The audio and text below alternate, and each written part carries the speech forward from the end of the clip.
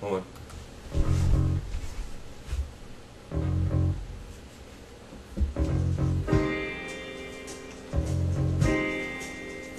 I feel like the Blues Brothers.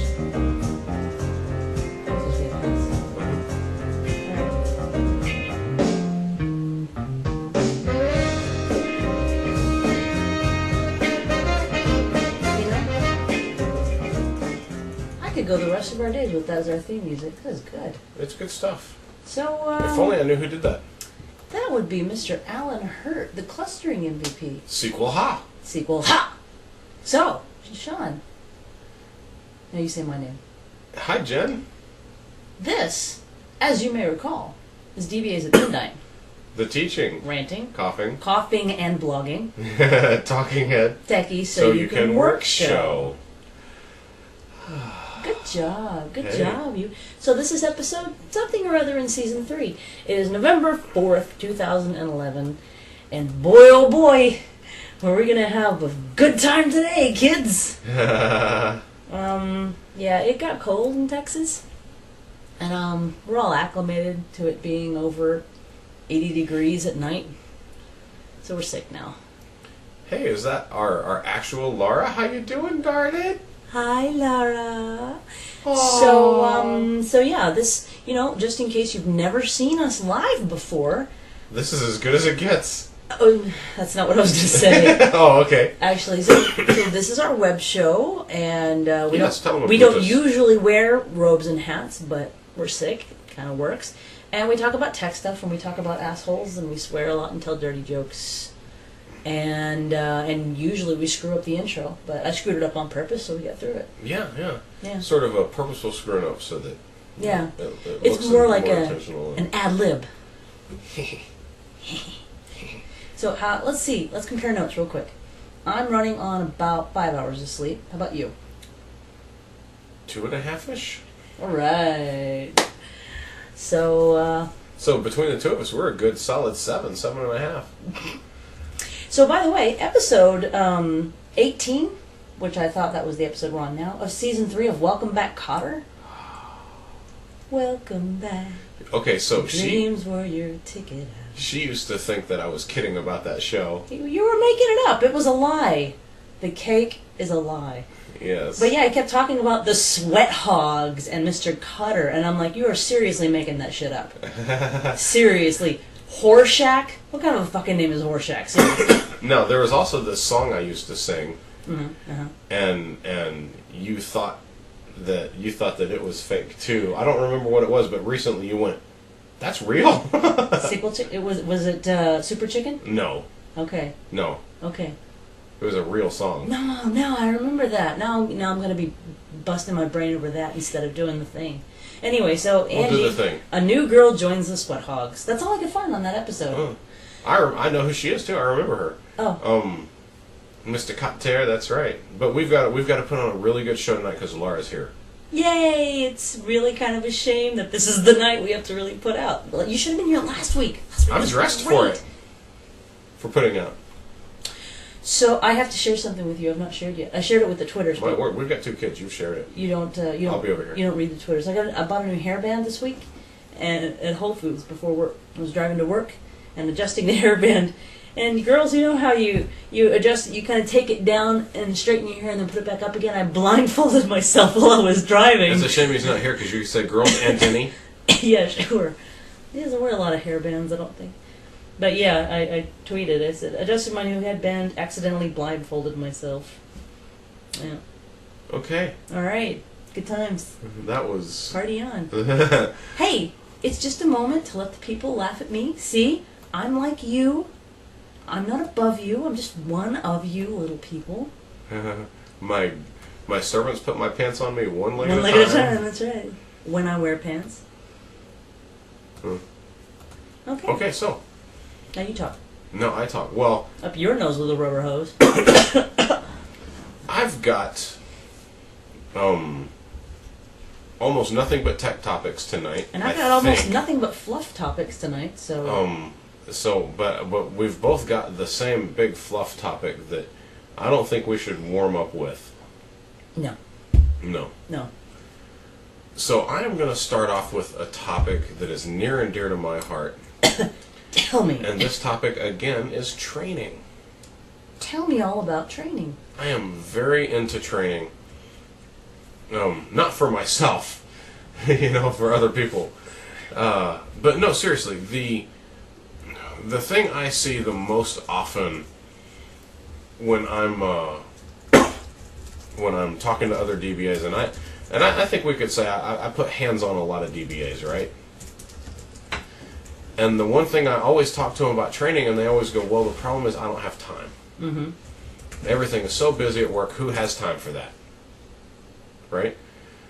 Had that discussion several times just today. Yeah. And so I've started to apply the phrase that the financial people do because it fits. Because it's what I do. The buck stops here? No. Whenever you're talking about learning something, like taking time to learn something, yeah, pay yourself first. When you get in the morning, take half an hour to learn something, to practice something, to get better at something that you want to remember, or read a couple articles in BOL and do your best to apply them if you can, right? Mm-hmm.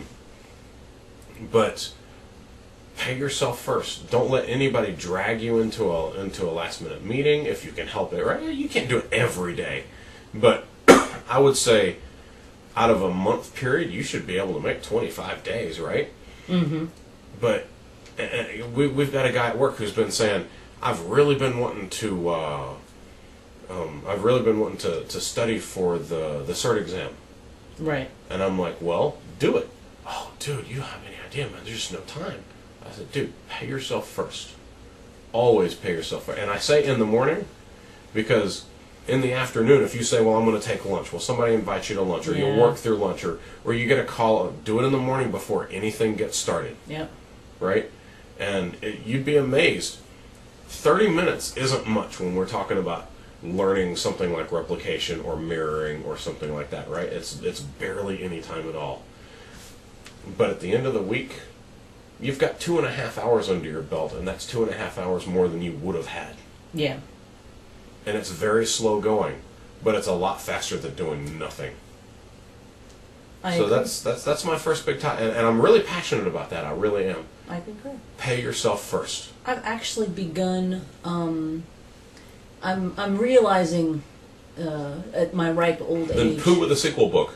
I'm realizing at my ripe old age that I don't have the ability to follow any one given plan. I can't pick up the get it done book and just do what that guy says. I've looked at a whole bunch of different things as far as productivity and all that, and I tend to gather the things that work from one and from another, and I get better at using those over time. I just picked up The Nerdist Way, which was out November 1st. It's by Chris Hardwick, you may recall. And it was good. He's got some really good stuff in there. And one of the things he does talk about is time management and stuff like that, about bettering yourself and dedicating time to yourself. I really like the message of the book. So I wanted to give a quick props and shout out as part of that thing. Absolutely. But the other thing that I've picked up is, one of the things I like is the Pomodoro technique. Which I haven't been able to adopt it myself because I do too, but I get the technique, yeah. Yeah. But I'll explain for the people. For Pomodoro, it's a bunch of different things, but at its base, you take 30 minutes and you do a task for 30 minutes. And then you stop. By DSF. Then you stop and you take a break, and then you get back on and you do it.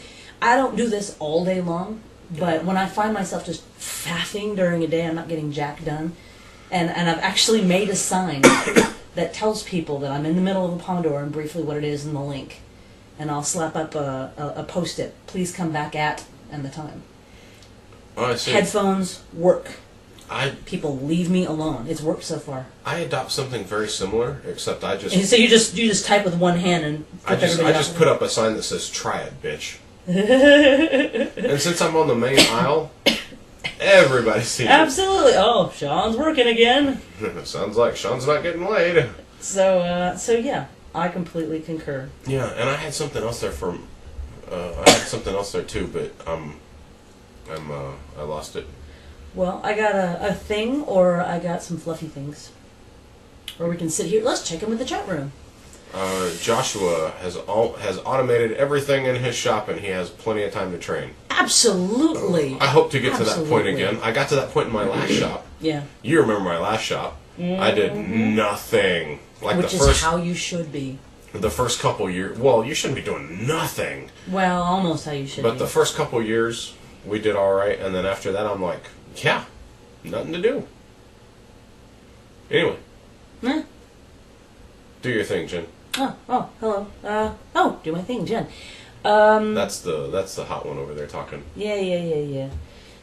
I know you don't mean me. So we can talk about that, or we can talk about that. I have a question for you. Okay.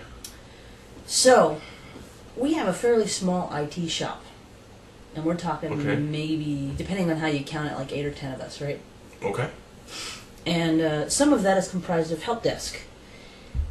How much should an IT shop in a smallish place, how much should each person know about what is going on? Because there's a certain amount of the DBAs and the SAN guys have to communicate.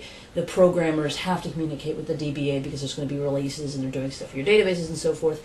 But like, how much would you say the help desk guys should be aware of, I don't know, SQL stuff, maintenance and things? And you can take that on any level in any direction. Really? I've been in a lot of small shops. I've been in a lot of big shops too, right? But I've been in my fair share of small shops. And I think... Fat shops, little shops, shops that climb on rocks? Yes. Okay.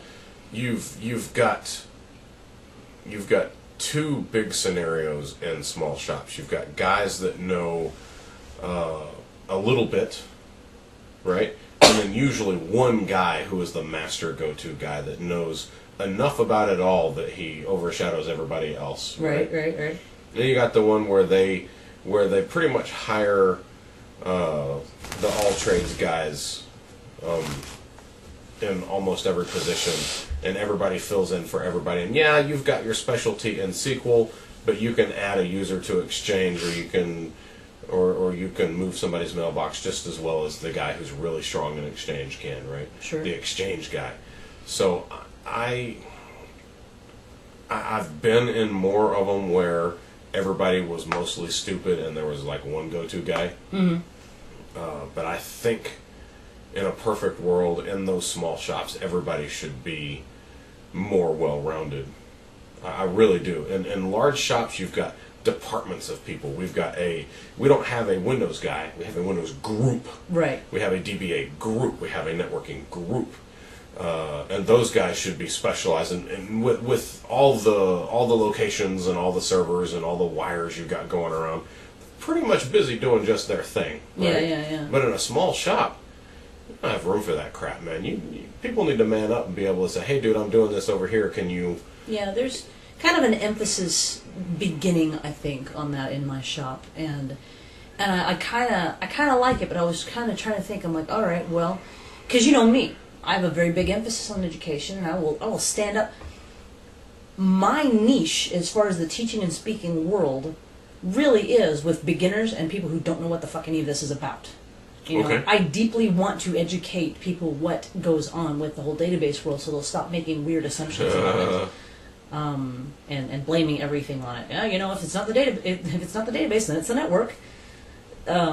So yeah, good talk.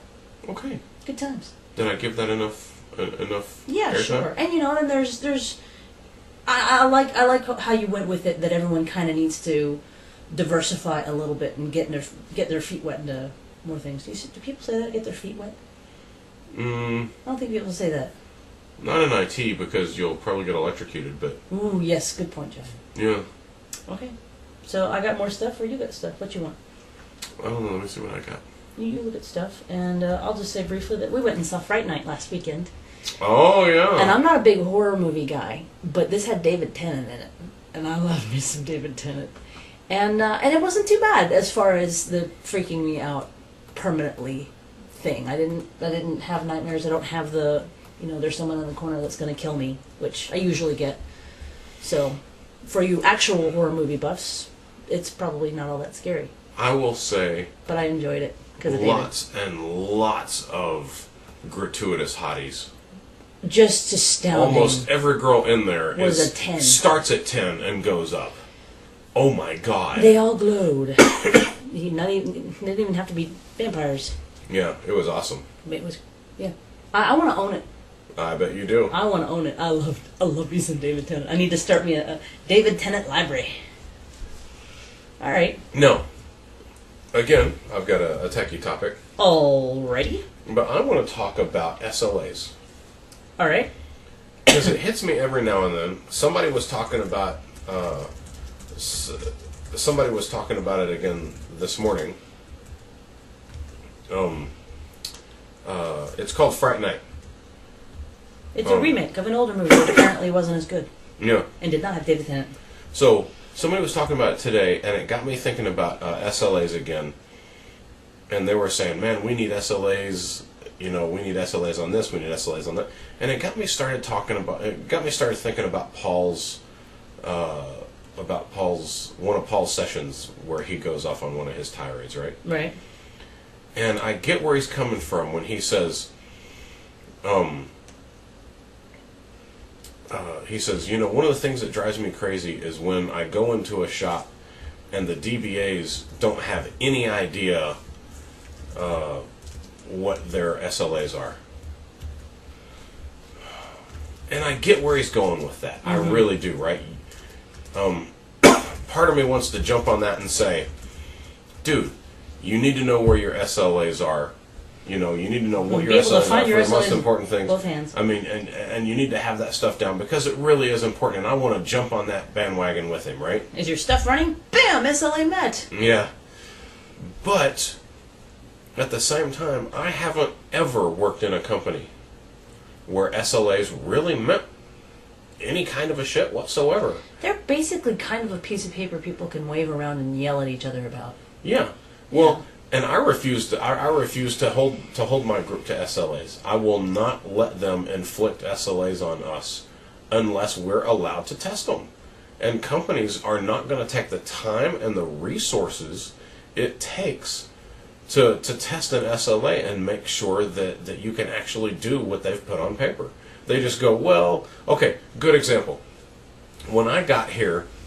when I got here at my current job, our big application that runs every one of our hospitals, right? Mm-hmm. The SLA was they had to have, in case of the database going down, and we're not talking about the server, right? Mm-hmm. Talking about the database going down, they needed to have it up in 30 minutes. And that was the stated SLA, like the first or second week I got here, right? Okay. And I don't understand where the disconnect was, why nobody thought of this. But then they were telling me like 2 months later in a meeting that they had tried to do a restore of that database one time, like last year, and it took almost 6 hours to restore. I would like to point that particular sentence out for our listeners once again. They attempted to do a restore of that database a year ago. Yeah. I'm just gonna let that sit there. Well, it did restore, right? But I'm just saying it took 6 hours roughly, mm-hmm. right? But nobody ever made the jump that it took 6 hours and our SLA is 30 minutes, and how do we make this 30 minutes? No, it never even dawned on anybody until I started tuning the backups. But it never even dawned on anybody, right? No, I work. We've got a thing that runs all of our hospitals. I'm in hardware. So yeah, I know, right? You realize the people on the recording don't know what you're. Come to the live show. So way to piss on your constituents. Anyway, go ahead. And somebody said earlier that SLA means ASAP, and that really does. Mm-hmm. But unfortunately, even ASAP isn't very good because currently I've got backup problems where I don't even have enough space to back up all the databases. Yeah. And, they're telling me, total loser. And they're from the rap. Yeah, I get it. Okay. And we've had a failure here recently within the last 3 or 4 months where we couldn't get the database back because it hadn't been backed up in months. Like you do. And I said, guys, I told y'all that we had backups failing. And you said, well, disk is expensive. And I said, well, okay. Well, so is losing our database. Yeah, and this is one of the databases that wasn't getting backed up. What do you want me to do about it? And they didn't hold my feet to the fire. I mean, they said, well, okay. But it could have gone either way, really, right? But I made sure that enough people knew in email. Yeah, that's the thing that I learned from you. We weren't on. being able to back up all the databases, and we were in trouble. And they said, but disk is expensive. And I said, well, okay. I got to say this fairly recently. I said, as much fun as it is to be able to say, I told you so, that doesn't really help us right now. Yeah. Because it was me that was saying, I told you so. And yeah. That's always kind of a bad situation when I'm the one that gets to say that. It's worse if someone else says it. Yeah. So all right. So my whole point was that it's really easy for Paul to sit at PASS up on stage and in his consulting company and say, DBA should know what their SLAs are, and it shocks me that you don't. I get that, but the truth on the truth on the ground is most of the time you are not going to know what your SLAs are because they don't exist. Right. Okay. So, and I know you're dying to say something, but this spawns something else, right? I got called into a meeting with one of the groups downstairs and a vendor this week. I had no idea what it was about. Call in. We want to run some HA ideas by you because they say that we have to run these by you. Basically, we don't want to. Making us. Yeah, where they're making us. So they say, well, we want to put in a SQL cluster. No. and we want to put in something to another data center. They had this little thing drawn out, right? And I said, okay, so what are your HA requirements? And they said, what do you mean? Well, what are you trying to do with your HA? I mean, what are you trying to protect against, right? I assume it's HA. That means that you're protecting that. You're saying that you want this database to still be up within moments after something happens to it. Yes. So what things happening to it are you trying to protect against? And they kept saying, well, we want to put in a cluster. I got that. I know. That's the conversation I'm trying. Yeah. You try to teach these people that no, don't talk about solutions. Don't talk about a specific kind of database object. Tell me what you are doing. Well, I want to put in no. Stop it. What is the business reason for what you are doing? Right. What real world thing? So I said. So what I ended up there were two things that I ended on, right? Number one. Give me the requirements and your recommendations, and I will see if they match up. Oh, no. You did not just say the R word. No, he wants a cluster, fine. But give me your requirements with your recommendations, and I'll see if they match, right? Right. And number two, at the end of it, now I hate pushing stuff off on other people, right? Because I like to guide things, right? But he did say, at the end, is there anything else you can recommend that we should be protecting against? You guys. Yeah, I know, right? And I said, oh, Laura, are you leaving? Maybe it's because you got I'm back. Go ahead. Keep talking. And don't read. Talk. Okay. Where was I? Oh yeah, is there anything else you can recommend? And I said, well, I just got pulled in here. I don't have the foggiest idea anything about this app. I can't tell you what your requirements are. I would love to. I can tell you what other people are doing in other situations, but I can't tell you what your requirements are. So, no, I don't have any other ideas. I don't have any other suggestions. Yeah, I think you should protect against bad procedure. Yeah. So you're going to have to come up with what your HA requirements are, give them to me. If you've got recommendations, do that. If you don't, then that's fine. I'll come up with it based off of your requirements. But we got to start with the requirements because you can't just say a cluster because we don't know if you've met your need until we know what you're trying to do, right? I mean, yeah. So anyway, I'm done. Things. First off, you guys keep talking about sickly DBAs. We know we're sick, but are we really coming across as that pathetic? I mean, apart from the robes and the hats.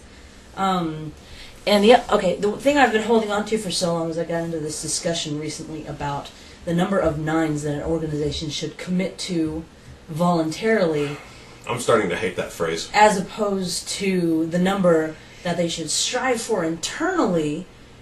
And I had to make the very clear observation that if nobody's holding you to it, then why volunteer yourself up for more nines than you're comfortable with? Just don't even go with the nines model. Just be all, we'll do our best to maintain uptime during this period of time for the thing and the thing and the thing. If nobody's coming to you with that and saying, how many nines are we at? Why even bring it up? The other thing was on 6-9 requirements and documentation. And this one I will out my people because... Laura thinks with a cot. You do too, baby. Because 99927. Sorry, Jim. And 19 policy. Stop distracting me. But I got onto because we've got this big deployment and we're doing lots of things unideally. I'll just put it that way. And one of the things I mentioned was documentation. And everybody's reaction to documentation is pfft. And so we got into this giant thing, and I said the R word. And I came up with the ultimate requirements document, which is, I want a thing that does stuff. This is the requirements document for every single project you will ever do. Ever.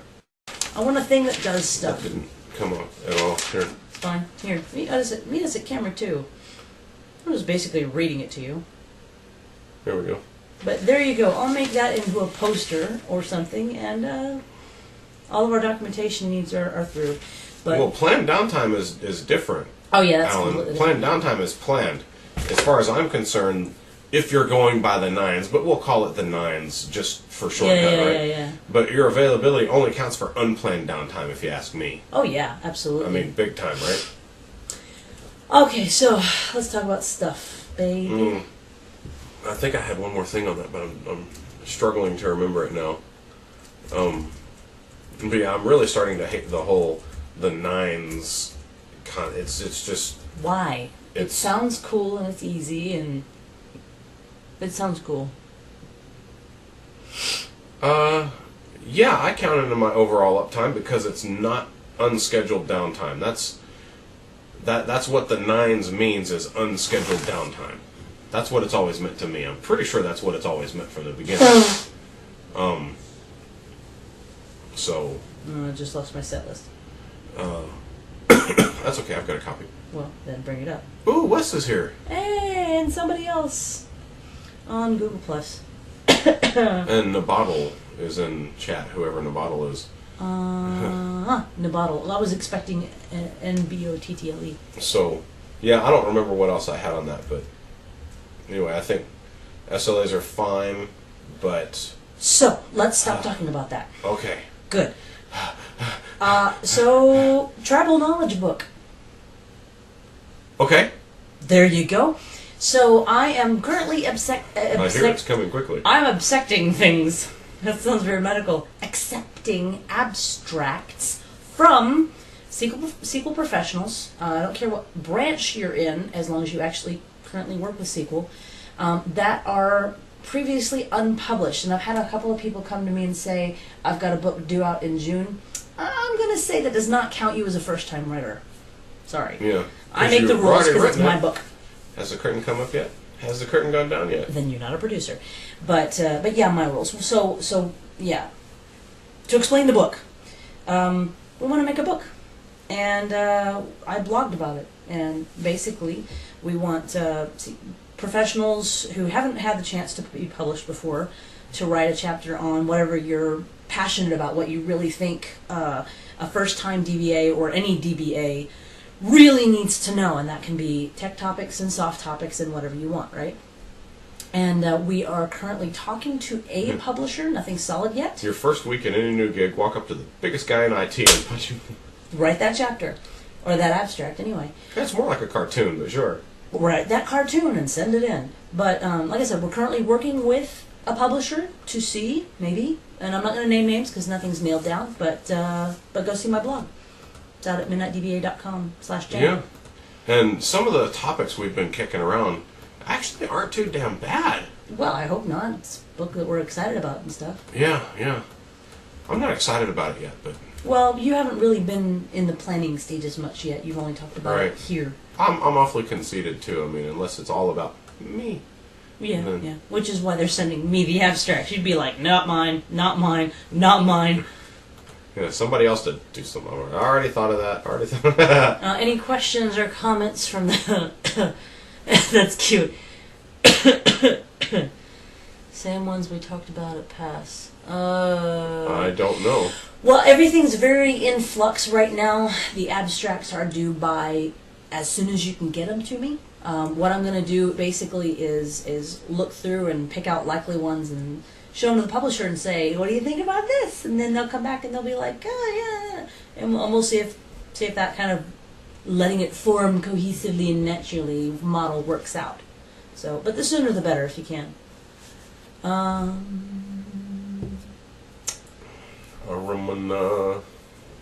I'll DM you. Sequel, ha. Sequel, huh? So you talk about things now. I'll talk about things. I didn't want to jump in there right away because I talked a lot a minute ago. I'm done. Okay. So, one thing I wanted to talk about was a good way to, what am I trying to say? A good way to round robin your work, your tasks at work. And this is something that a lot of people don't really think about, but when you're a senior DBA, like I am, you have to consider these things, right? So you got customer impact and all that crap, but think about this. You're getting inundated with back-end tasks and front-end customer-facing tasks, and you've still got to get ahead on things. I'm getting it from the back end and from the front end? Mm-hmm. I don't feel so SQL good. Deuced, if you will. That's going to be my Twitter handle. Oh. So, SQL finger cuffs. Stop talking. So, okay, I'll pick a topic again. Man, why do I even try? Wes didn't even crack a smile on that one. Wait, there's a time delay. Give him a minute. So anyway, you're getting it from the front. Oh yeah, so I'm getting it from the front and the back. So the way that I like to do things, when at all possible, and it's actually possible more often than not. Let's say that I need to write a process to. Yeah, see, he said no delay on the hangout. Say I need to write a process to improve a backup something, right? And then I need to write, and I also need to write a user report to give them, you know, access to their database growth or something like that, right? Mm-hmm. Instead of piling up like 5 back-end tasks and never getting around to anything for the users, go back and forth. Do one that's rear-facing and one that's front-facing, because the users it's just as important that the users see that you're doing something as it is that you're actually doing something, right? Because you can go months in a job and doing stuff and being really productive, and nobody really even sees it because you're not doing any. It's like changing the plumbing under the house, right? Mm-hmm. Everybody cares because the plumbing doesn't explode, but nobody knows you're doing it. Nobody sees it. It doesn't have any effect. Nobody ever says thank you. I know, but it doesn't have any effect on anybody's job day to day, right? Except that they can still do it, and that's, you know, greatly underappreciated. But definitely, if you're going to be doing stuff over here and then over here, do one and then the other one. But not both at once? Not both. Well, don't do this one and then do this one and then do this one and then do this one. Go from back end to front end to back. And I know you're never supposed to go back to front. You never go back to front. Never. But in IT, you can. No, don't listen to them, ladies. It's a bad idea. They'll tell you. You can go. Anyway. Nick goes back to front. Wes told me. Okay, now that got a little smile. Bitch. Smile, bitch. But anyway, It seems like kind of a light topic, and I'm going to shut up about it in just a second. Sure. But seriously, think about the implications of that, about moving the focus of your work back and forth so that you do something the customers see and notice. And then do something they don't, and then do something they see and notice. So it's not months of this and then months of that. And we do talk a lot about remaining visible. I do weekly status reports, even though I have not been asked for them. And if I quit, nobody ever cares. Nobody will care, right? But I make sure to highlight shit I've been doing. And if anyone, because at some point it's going to occur to him, what the hell is she doing? I never hear from her. Yeah. I've been sending you updates. And if you'd like me to, I send you the simple stuff, only the important stuff, and always... and various other tasks and requests. Yeah. Because I am always doing various other tasks and requests, other than these priorities and these big things. Such a pretty doggy. So anyway, that's all I had on that. Was it's really important to it's really important to stay visible, and not just to your bots, to your users. Yeah. You just stole the limelight. I'm very visible. Yes. I heard the greatest story. They were having to fix a TV, and this is not friend of a friender I heard on the internet. This is somebody I know at their job. They were having to fix a TV, so they were taking it down off the wall, and the cord was, what are those little plastic zip tie things? Zip tied to another cord. And so the guy holding the TV tells the other guy, my friend tells the other guy, hey, could you cut that tie? So he goes and he cuts the TV cord while it was still plugged in. Shoot. Jerk off. I don't know. But I'm like, oh my God, was he okay? He says, yeah. I don't see how. Anyway, it was a nice mental picture. That's not what I was going to talk about. So. Nick confirms he goes back to front, by the way.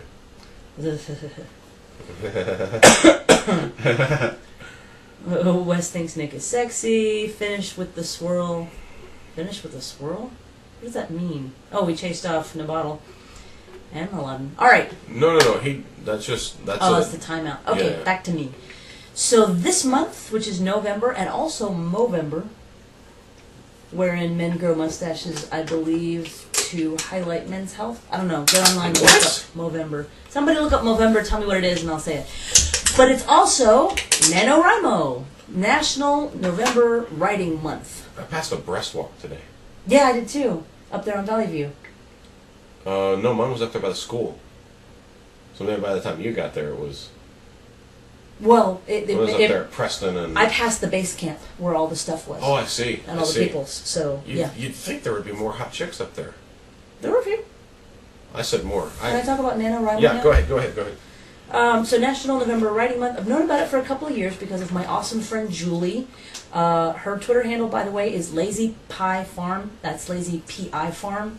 That's a cool name. She got that from me. Anyway, she's wicked cool and awesome. Oh, we were talking about branding, things and how you can have like a lazy 3 and a leaning H and stuff. And I was like, yeah, for nerds it would have to be a lazy pie. And she liked it. Huh. Anyway. I guess Nick's would be the limp dick. Worst brand ever.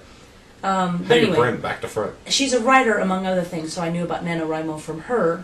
And then Matthew Valick on Twitter put out the call and said, hey, you guys, you should do NaNoWriMo. I'm like, oh yeah, that's a thing I can do. You telling me Matt put out? Yes. So the whole point of me and Sir Sequel, I believe, is doing it as well, and Sequel Soldier. Wicked. I know. So the whole point of me talking about NaNoWriMo on here is that Matt also pointed us to a really cool free online tool called Write or Die that might be very helpful. Christ. Might be very helpful to some of us in our blog writing. Extreme much? Well, it doesn't actually kill you, but it's you open it up, you type within it, you set your own goal. I want to write this much in this many minutes, right? And you can set the level. So at the nice level, it will just gently remind you. At the normal level, it will, grow increasingly in color and get mad at you and stuff. And at the suicide level, if you don't type for too long, it'll delete everything you've written. Oh, fuck me. I know. So depending on how... That doesn't sound like a good idea at No, all. I haven't done it. That would piss me off. Yeah, I know. But it does impart on the normal level just a sense of urgency to finish your damn writing. So if you have trouble finishing your blogs, if you want to take a small chunk of time and make yourself get it done, then I recommend Write or Die, but not at the extreme level. My word. Yeah, thought you'd like that. Speaking of which, I have an update. A blog update. Speaking of a segue, go ahead. Mm-hmm. No, it is. That's brilliant. People always compliment us on our segues, and they're always completely natural. They don't compliment us on our segues. You're making that up. And I was going to say, well, I think they may. They don't do me. I was going to say that I tend to ruin any smooth segues just because I'm so impressed with us. Yes. Like I just have. Yes, exactly. Speaking of which, go ahead. I talked a couple weeks ago about how I was going to start an internal RSS feed so that I could keep people informed of things that we're doing, right? No, this is within my company on our intranet. That's why I said internal, right? It wasn't just going to be in here. I've got an RSS feed. But the problem came about when replication was having problems. I kept getting more and more and more people saying, we need you to contact us. We need you to contact us. We need you to contact us, right? And they're not on any DLs. I mean, there is a DL, and there's another DL, and then there's a couple, miscellaneous people, and somebody else gets hired, and we have to... Dude, we're going to manage all this crap, right? So I decided I'm going to put together an RSS feed, and just anybody who comes up to me, and they can manage themselves too, right? Like the user community, right? And they can just subscribe to the feed, and I will update people these things on the feed. And I got to thinking, okay, so I got to get this feed and do the thing and put this file out there, and I got to update the XML all the time. And I was like, what the hell am I doing? Just put up a damn blog. So I took one of my management servers and I put WordPress on it. Yeah. Started up a blog. Yeah. Got the server team to give me a DNS entry. Yeah. So they don't have to go to the server name, right? And now I have a fully working blog internally that I have started to give out the address like candy, right? And people are already having a hard time unwrapping it. But that was just stupid. But so far... I'm not laughing, I'm coughing. It's going over really well. People are really loving it. They're like, wow. And this actually goes back to what I was talking about a minute ago. Because when you do something really cool, like put up a report so people can see their database space growth or something like that, right? If you give them a nice end user report, right? How the hell are they supposed to know about it? You got to go around to 1,000 people and repeat yourself a gazillion times, right? Put it in your feed, and the whole thing is tag based. They can subscribe to your replication feed or to your enterprise update feed or whatever you want, right? So as you come up with different things, and people that come on, say if somebody comes in a year, they can go to the feed and they can look back through all this stuff and they say reports. They go, oh wow, there's a user report here, there's a user report there. Wow. So you can and you're shouting. It has the benefit of being automatically documenting. If I use that to communicate replication problems and fixes and whatnot, it's automatically documenting. I can just go to the thing and go, oh, that was last January and the fix was this. It's automatically documenting. So you get so many benefits out of doing something like that. It's a really cool idea inside of an enterprise. It's a very cool idea. So I just wanted to let everybody know that I've got mine up and running, and it's absolutely beautiful. I even got plugins and everything. Are you talking about your wiener? Yes, I am. Okay. Yes. So if you guys have that problem that you've got a lot of users that need to be updated on stuff, or if you just want to make your group more visible so that they can see the kind of stuff that you're doing, because if you're making sweeping changes to like your backup policy or your backup routines or your reindexing routines or something, let the people know about it. That's the kind of stuff that they want to see coming out of your group. They're like, wow, you guys are doing that? That's cool. I was just about to pet the dog with my foot. Yeah, that's me. He's wearing his fuzzy gorilla slippers. They're monkeys. Speaking of cool things that you do at work that are really impressive and stuff, Aww. TL asked me the other day, he's like, do you know what WMI? Said, maybe. I don't remember. That sounds like something I might know. And he goes on about his business. No, but if you hum a few bars, I'll try to join along. Comes back and asks me again. And I'm like, all right, what is it that you're trying to do? And he explains what he's trying to do. And I said, dude, it's PowerShell. Oh, really? Do you think, how long would it take you to get that together? Hold on a minute. Went and got, I'm not as good at that stuff as you are, so I went out and Googled it. Nothing wrong with that. Got a couple of scripts for the couple of things he was looking to do. Well, I'm a little disappointed you didn't go to midnight for it, but... You didn't have those specific things. I looked there first. Booyah. What were you trying to do? Do you remember? I'm not going to tell you right now because you're going to be like, oh, I have that. Yeah, I know, right? Anyway, but yeah, had it up in like 5 minutes. I'm like, here you go. He was like, that's what I'm talking about. That's what I'm... He was really impressed. I'm like, yeah, that's what I'm saying. So, way to be. Yeah, it was great. It was Yeah. really nice. The power of PowerShell. It's not called Wussy Shell. It's not called Wussy It Shell. is not called Wussy Shell. They are not pajamas. Yeah, yeah. I have a thing that I have to do. Okay. And we're down to 10 minutes, by the way. And are you dying to do stuff? No. I'm just letting you know.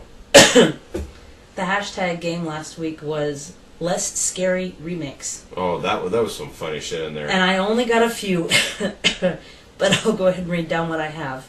So, sorry. House of 1,000 Corgis. Stephen King's IT Support. Ours was the Blair Ballerina Project. The Plagiarist. Awkward Silence of the Lambs. I like that one, too. I know. And I know what you did last summer, and I'm selling the cell phone pictures to Larry Flint. Absolutely. But there were a bunch. There were a bunch, and they were great. I enjoyed that hashtag game very much. So, what you got? Exactly, Joshua. PowerShell is how I have the time to do a lot of things. Yeah. Joshua said, for our other viewers, PowerShell is how I have time for training. But he didn't say it in that kind of stupid announcer voice. I said it that way. Well, Freddie, you're absolutely right. I still am, I believe, the biggest user of my videos because I figure stuff out and then I forget it like 6 or 7 months later, and I'll just go back and go, wow. In fact, there's a video that I did like 2 or 3 years ago on using run as, and I did some really cool shit with run as in there, right? And I had forgotten most of that stuff. And I went back and watched it a couple, 3 weeks ago and went, wow, there's some good shit in there. Wow, I am awesome. It's like 20 or 40 minutes on run as, if you can believe that. And I sent it to you again and said, you need to watch this again. And you still should, because I know you didn't. No, I probably didn't. You know how I know you didn't? Because you didn't come in going, wow. But there's some really good stuff. I mean, yeah, there's some good stuff in there. Funny thing, I'm studying for I'm studying some stuff that's reasonably basic, but you forget some of the reasonably basic stuff. Right. Like me, I never got a really good solid foundation on the differences in features between different editions of SQL Server, right? So I tried to use something today. I was like, oh yeah, that thing, I need to try that out. Speaking of that which, doesn't work in standard edition. Speaking of which, what the hell? They're getting rid of Data Center, guys. Really? You just gave it to us just now. Well, I guess we complained so hard about Data Center. God. It was, you know what? It was like the McRib. Yeah. It was come around every few years or so. Great, I married a 12-year-old. So, I had a user come up to me this morning. There's a thing. What? I wanted to get back to a thing. Oh, okay, go ahead. Kevlar says, the RSS feed idea sounds cool enough that I'd love to do something like it, except that our org, and I get to answer this, and then you, is small enough that there are roughly 2 people who care about most of this stuff, me and, well, my other personality. Kevlar, do it anyway. Yeah, absolutely. Because not only is that a log of what you've been doing, documentation for your very own self, but if you ever do bring on another guy... You can see the history of all the stuff. Yeah. You need to mark down the stuff. In fact, I'm thinking about putting up another blog for the internal DBAs that we use every time we do something to a server. We blog it in there, even if it's something, add a user here or change a user's password there, so we can always go to a server, and the only tags would be the servers, right? Yeah. And blam, and you can go and you can see when something is done. It's on the honor system, right? Because somebody could cheat and put something down. But it's not meant to catch you doing something. It's meant to see the history of the server, right? I mean... Yeah, I'm doing a SharePoint wiki. At work, you came up with that RSS feed idea after I put that in place. I've had that so many times over the last years, and this is the first time I've actually... Or mentioned it to me. But even so, it's not necessarily worse. They could subscribe to it then. But either which way, I'd still be the only person updating it. Yeah. Yeah. I had a user come up to me this morning. He's doing some stuff in PowerShell. He wanted to... Something wasn't going right, and he was like, I need you to help me do this. I'm pulling data in from SQL, right? And he had one of those friggin' .NET data readers that he was pulling in data from SQL in and trying to do something with it in PowerShell. Mm-hmm. And the data readers, it's the same old .NET code that you use on the front end, right? This many lines of code just to get a single result set back from the database. And I'm like, dude, use the command like this long, right? And he was like, wow, I've never even seen that. I've never heard of a commandlet. What is it? Yeah, I know, right? So, always ask the Sean. You have convinced me, says Kevlar. I am easily swayed by peer pressure, especially by people wearing hats. Well done. Excellent. I told you the hats would work. You're right. You're right. I'm always so anti-hat, and you're so pro-hat. Yes. Pro-hat you are.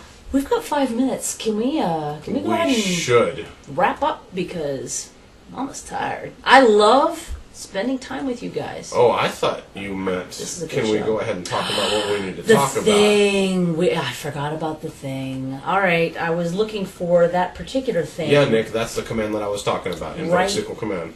Should I read some of this? Should I go ahead and read the whole thing? It's pretty short. Yeah, go ahead. Oh my God. Okay, guys.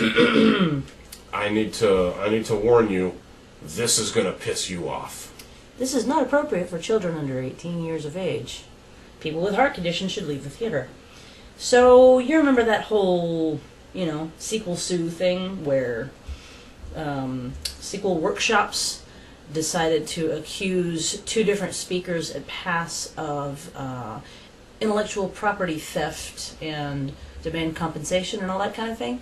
This blog came out this week from one of the accusees, Klaus Aschenbrenner.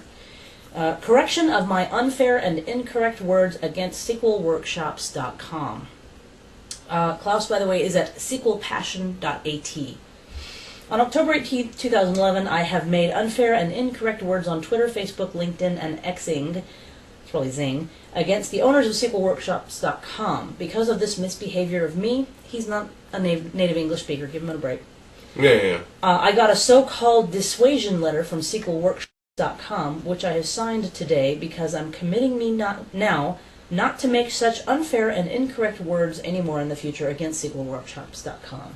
I also want to take the chance and correct my unfair and incorrect statements as of October 18, 2011. It was incorrect and wrong by me that I have blamed SQLworkshops.com for the following things. This is a bulleted list. Unfair business context. Some people are not playing fair.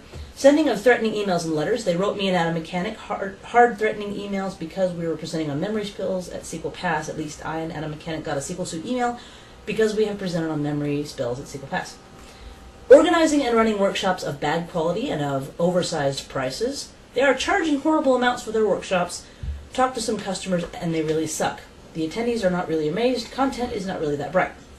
And lastly, they have made pressure against me to remove my query memory spills demo from my various session downloads.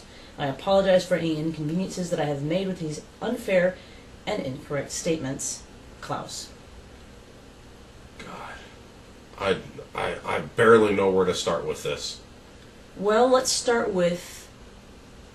Sorry, Klaus, but you're a giant fucking pussy.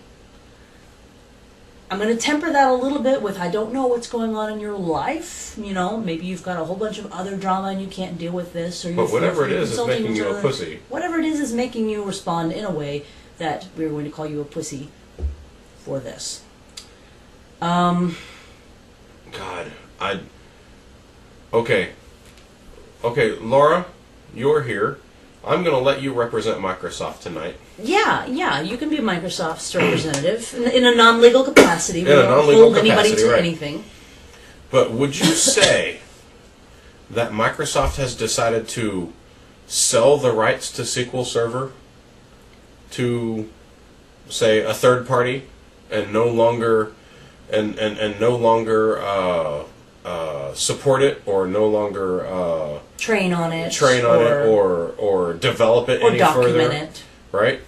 So, has Microsoft sold the rights to SQL Server, or are they still holding on to it? I'll wait for a second for a response. Yeah, it's a little bit of a delay, so I'll go on.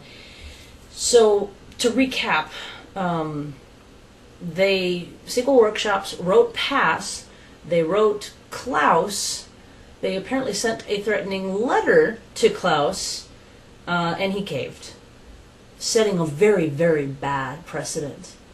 I think it's fair to say that, how do I say, we've got somebody new on the radar now. Yeah. Laura says, not sure about the context. No, we own the rights. Okay, so... Yeah, so we agree. When another training company... So when a third party claims that Microsoft concepts like teaching a session at PASS on memory management is infringing on their IP, then that's probably not accurate, since they don't own the rights to SQL, correct? I'm being corrected here. Wes says that laws in Austria are just fucked up when it comes to libel statements like that. He did talk to his lawyer, and those specific statements are actionable. And most continental law is totally different from U.S. style law regarding libel and slander, and at least in Germany, you have to prove innocence rather than them proving guilt. It was the statements like, you suck, that they were threatening him with. Okay, then I will conditionally revoke the calling of Klaus a giant pussy. The others, very conditionally. Very conditionally. If the laws are actually that fucked up that you're not allowed to call out, which would explain why we haven't had a similar subject but slightly different blog post from Adam Mechanic on this.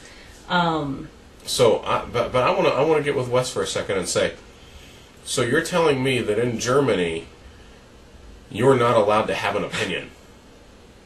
Is that what you're telling me? If it's a negative one. You're not allowed to go to somebody's class and say, I didn't like that class. So now we're having a legal debate in here. Well, of course they don't have a leg to stand on in the States, which is also partly why we have somebody new on our radar.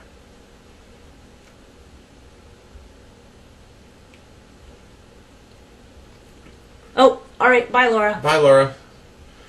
Okay, Wes, so you're telling me that you can only be dissatisfied with a service that you got in Austria if it's in your closet.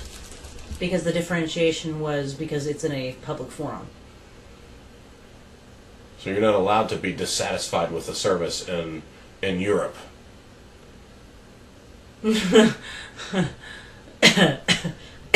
That doesn't sound right to me. I mean, I realize that it's fucked up, but you've got to be able to have an opinion and voice it in public. Well, that doesn't make you believe sense. that because you're American and because you were raised here with these rights, and I happen to agree with you. But yeah, we've known for some time that, and this is, I'm going to sound very typically American here for just a moment, so I apologize. We've known for some time that not everybody has all the rights that we do.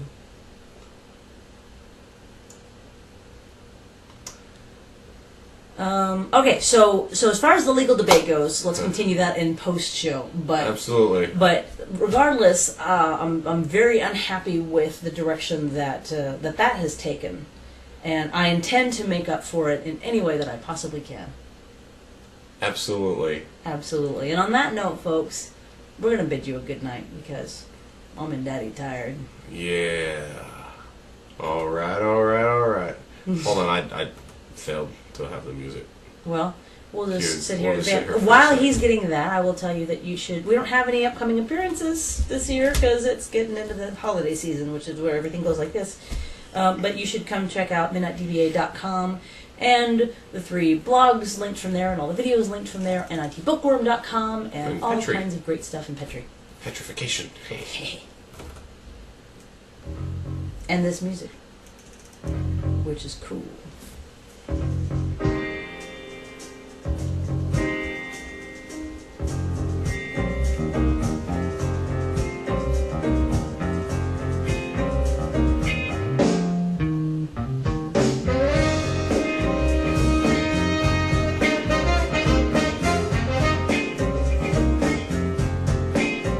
Oh yeah, party on Wayne, party on Garth. Party on Wayne, party on Garth. I'll take Bye. my hat off and do this kind of